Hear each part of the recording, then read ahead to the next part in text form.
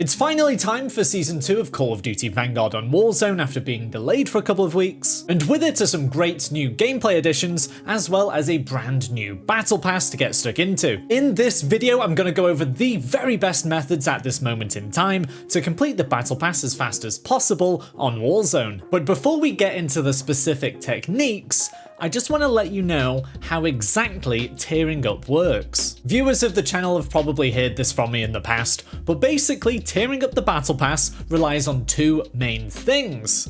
One of them being the time you spend in-game, and the other being the amount of XP that you earn. And it does appear that the progression of the battle pass is largely based on that time aspect, which is kinda sad because it's more about the grind at that point, but we're going to get onto some ideas at how we can boost the XP side of it. Anyway, tests of mine have shown that completing one tier of the battle pass takes approximately 30 to 50 minutes. When we scale up these individual tier numbers to the whole battle pass, this can take about 50 to 80 in-game hours.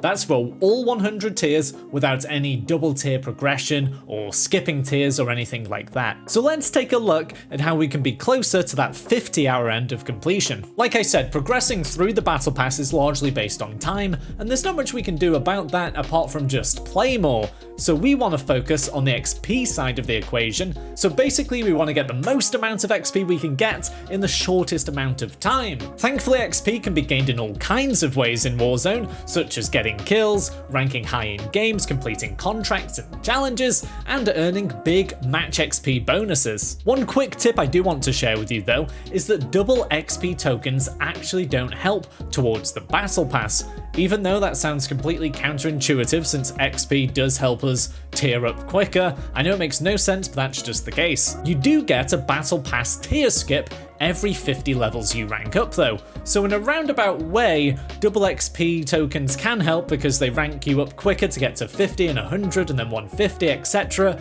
and you get tier skips for them. So in terms of direct methods to boost that XP to get through the battle pass, I'm going to split them up into two categories, one being active and one being passive. So one set of methods is for you trying your absolute hardest and really going for it, whilst the other is for kind of chilling out and relaxing. Let's start with the relaxing method, which is based in Plunder. Plunder is great because it lasts quite a while, helping us with that time aspect of the equation, and there are loads of easy routes to XP. Warzone rewards you XP-wise for trying to do the objective over everything else, and in Plunder, it's all about collecting cash. So if you collect a lot of cash and finish pretty highly or even win the game, you'll be rewarded incredibly in terms of match bonus XP. And that's exactly what we want to do, collect a lot of cash and deposit it when you get the chance. The good thing is that you get XP for each and every loot box that you do open, and then you get XP for depositing it as well, which then increases your chances of finishing higher or even winning the game, meaning even more XP. The best places to land for this approach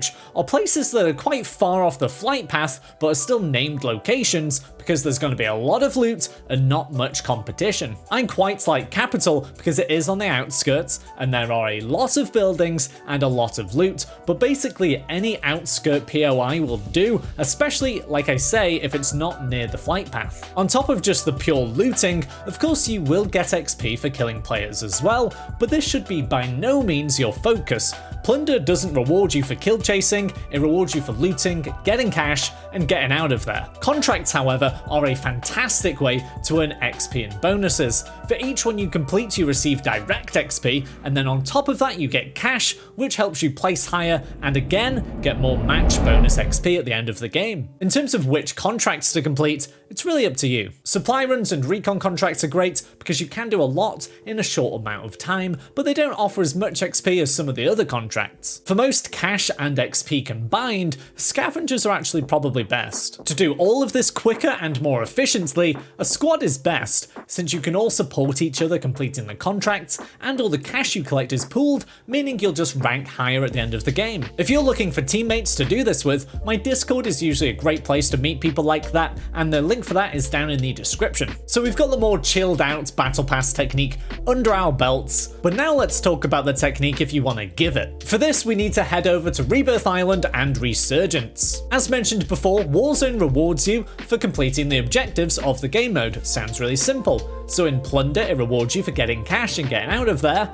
In Rebirth, it's all about surviving and bringing your teammates back. So that should absolutely be our focus when in Rebirth. Now, I know this isn't groundbreaking, telling you to survive in a survival mode, but valuing this over just pure kill chasing is going to be very rewarding when it comes to the Battle Pass. So I suggest dropping into your favourite part of Rebirth Island and just owning that area. Not being too aggressive, but running certain buildings and certain lines of sight. With people flying back in so often and the gameplay being way more hectic in Rebirth compared to other modes, there'll still be plenty of XP to be gained from killing enemies as well. And of course, if you do die, you can just fly straight back down if your squad's still up. If you do want to boost that XP another level though, contracts are the way to go again. Not only do we get that direct XP that we're used to from Plunder, but we get compounding bonus XP in Rebirth Island. So the more you do in one game, the better the bonuses get. So for everyone you complete, that percent bonus goes up and up and up, and it can get ridiculous. Almost all contracts are great to grab in Rebirth Island, because in one way or another, they get completed very quick. Supply run contracts usually spawn like 10 meters away at the shop,